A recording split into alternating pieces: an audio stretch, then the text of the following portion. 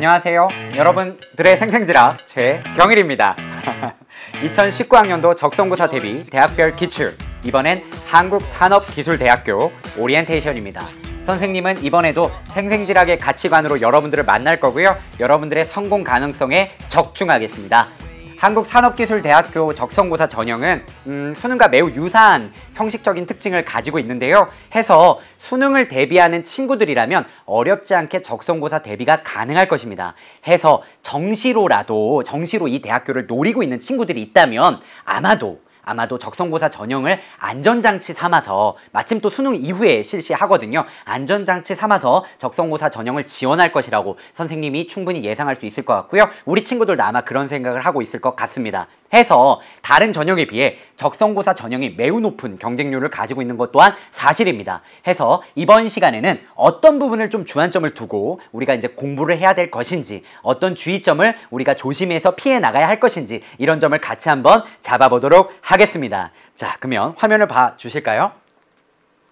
자, 일단 한국산업기술대학교 적성고사 전형의 일반적인 사항을 우리 친구들에게 안내해 드릴게요. 자, 보시면요, 전형 일반적인 사항, 작년과 동일하게 300명을 선발하고요. 농어촌 55명 선발합니다. 검정고시 지원 가능하고요. 교차 지원이 가능하다는 점도 우리 친구들 기억해 주시면 좋겠습니다. 아무래도 한국산업기술대학교다 보니까 대학교의 정체성이 매우 뚜렷하죠. 그래서 뭐 공대에 관련된 계열의 학과가 사실 다수 많이 포진되어 있는 게 사실입니다. 그래서 문과 친구들이 저는 혹시 지원 못하는 게 아닌가요? 라는 Q&A 글도 선생님 많이 봤거든요. 근데 그런 것들 여러분들 생각 안 하셔도 돼요. 교차 지원 가능하기 때문에 문과 친구들도 충분히 응시 자격이 있다라고 그렇게 생각하시면 되겠습니다. 반영 비율은요, 다른 학교하고 동일하게 학생부 교과가 60%, 그 다음에 적성고사가 40% 들어가는데요. 점수는 좀 달라요. 다른 학교들이 일반적으로, 다른 대학교 일반적으로 교과가 600점, 적성고사 400점 들어가는데, 이건 이제 반토막씩 낸 거죠. 그래서 비율은 동일하다라는 점. 그다음에 기본 점수가 50점으로 들어가 있기 때문에 실질 적성고사 점수는 150점이 되겠습니다.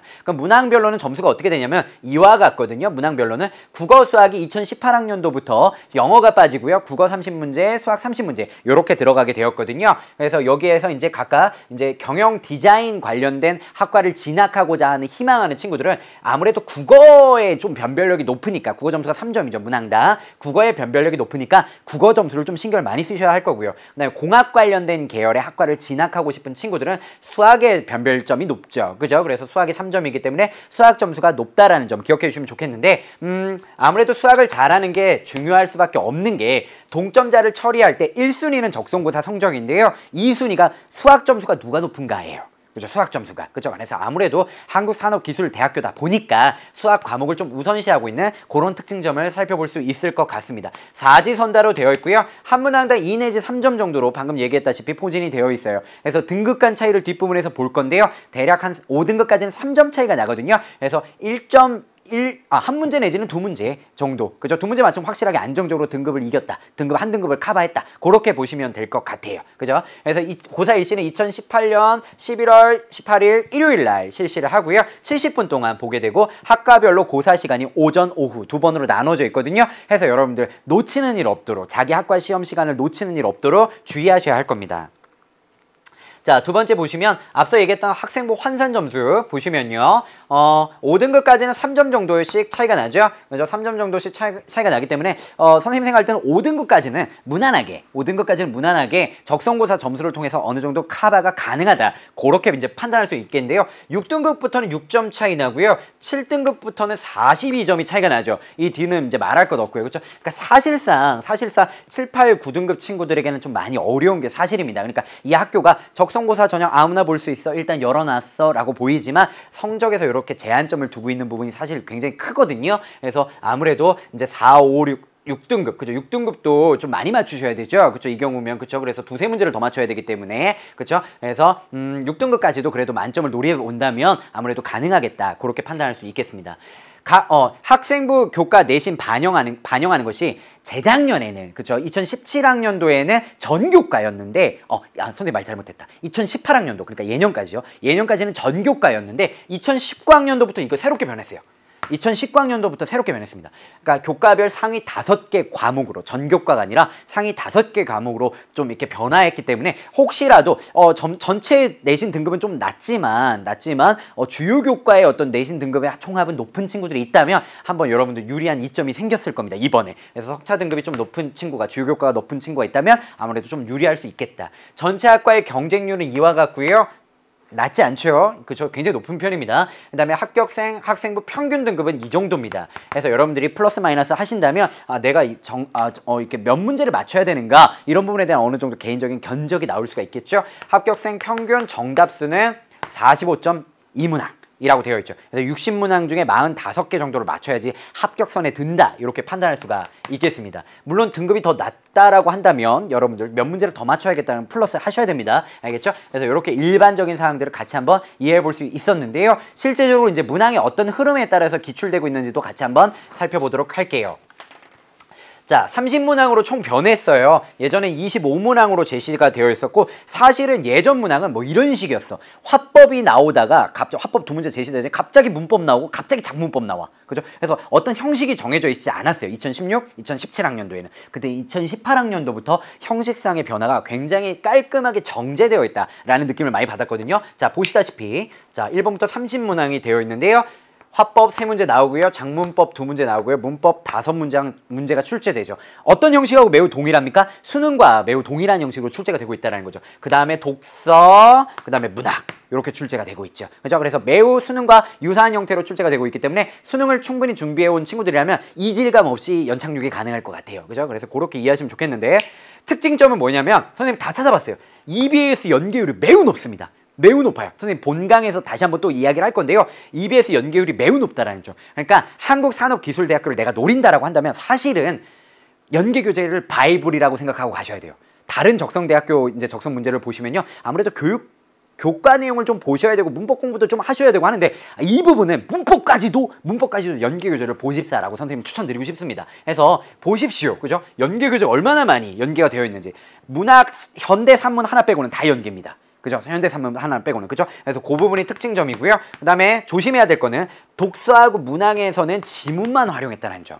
그죠? 그러니까 문항의 연계가 좀 떨어지기 때문에 이걸 뒤집어서 얘기하면 얘네들은 문항의 연계율도 매우 높은 거예요. 그죠? 그러니까 우리가 화작문을 대비하기 위해서는 화작문 연계 교재를 반드시 필독하시고요. 분석하시고요. 거기 나오는 개념까지 문제도 굉장히 동일하게 내거든요. 그래서 그런 부분 좀 특기하시면 얘네들 어떻게 공부해야 되는지 방점이 나오죠. 근데 얘네들은 지문 위주로 공부를 하셔야 됩니다. 지문 위주로. 그죠? 지문 위주로 공부해야 된다라는 그런 식의 특징점을 잡아낼 수 있을 것 같습니다. 그래서 그 점 염두에 주시고요. 본강에서 조금 더 자세하게 선생님 언급하도록 하겠습니다. 자, 한번 이렇게 깔끔하게 또 다시 한번 한눈에 요약할 수 있도록 정리를 좀 해봤어요. 화법하고 작문하고 문법은 다시 얘기하자면 매우 높은 EBS 연결. 문항이 그대로 나온다니까 우리 친구들 아주 깜짝 놀랄 겁니다. 그죠? 그래서 수능형 문항으로 출제가 되고 있고요. 2018학년도부터 수능과 또 동일한 정제된 형식으로 이제 나오고 있기 때문에 사실은 그렇게 어렵지 않을 것 같아. 이번 대비도. 그죠? 그래서 우리 친구들 올해 나오는 수능 연계교재, EBS 연계교재 꼼꼼히 보시고요. 연계교재 해설해 주시는 EBS 선생님의 강의도 잘 한번 들어보시기 바랍니다. 그 다음에 독서하고 문학이 선생님 생각할 때 분수령이 될 것 같습니다. 변별의 분수령이 될 것 같은데요. 아까 얘기했다시피 독서하고 문학 같은 경우엔 지문만 연계된다라는 거죠. 그래서 지문만 활용하고요. 수능형 문항, 전형적인 수능형 문항이 출제가 됩니다. 그런데 독서 문항이 특히 어려운 점은 뭐였었냐면 보통은 내용 확인 문제 위주였어요. 2016, 2017학년도가. 한국산업기술대학교 적성고사가 내용 확인 문제였었는데 비판적 추론적 사고를 묻는 문항으로 대거 변신했습니다. 무려 50%가 전체 10문제 중에 5문제가 보기 활용 문제였어요. 비판적 추론적 사고는 여러분들 수능에서도 3점짜리 배점으로 유명한 그죠? 베스트 오답률 5 안에 드는 그런 문항들이었어요. 그죠? 그런 문항들이 이제 대거 출제가 됐다는 거. 물론 문제의 난도는 그렇게 어려운 수준이 아니에요.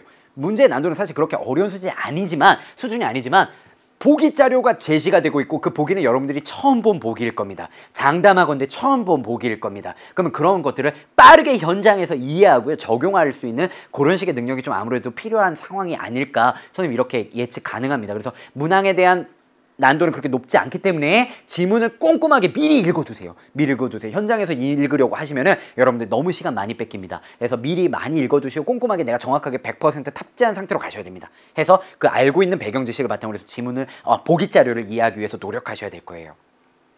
그래서 요 점 조심하시고요. 그다음에 문학은 EBS 연계교재 수록작품을 중심으로 해서 출제가 되는데요. 여러분들 그냥 EBS 교재에 나와 있는 문제만 풀 것이 아니라 어떤 적성고사를 보는 대학은 문제 스타일도 동일하게 내고요. 지문 이렇게 작품을 세트로 구성해 놓은 것도 그대로 내는 학교도 분명히 있어요. 근데 얘는 아닙니다. 아주 장인 정신을 느낄 수 있는 그런 문항들이 출제가 되거든요. 그래서 이런 부분을 좀 생각하신다면 일단 작품 중심으로 어떤 작품이 수록되는지 파악하시고, 여러분들 우리 좀 친구들 자신 없어 하는 작품들 있잖아요. 고전 시가, 고전 산문, 그죠? 이런 거 좀 자신 없어 하잖아요. 그죠? 그래서 그런 거 위주로 해서 심화학습을 조금 해둘 필요가 있겠습니다. 그래서 연계교재도 연계교재지만 연계교재를 바탕으로 해서 수록되어 있는 작품 확인하시고요. 그 다음에 이제 뭐 이렇게 백과사전이라든가, 그죠? 작품을 이렇게 모아놓은 자습서라든가 이런 책들 있잖아요. 그러니까 그런 걸 바탕으로 해갖고요. 좀 한번 심화학습을 해둘 필요가 있겠다라는 점을 강조드립니다. 출제 경향은 이러하기 때문에 이 부분에 대해서 굉장히 만족하고 있거든요. 이 지금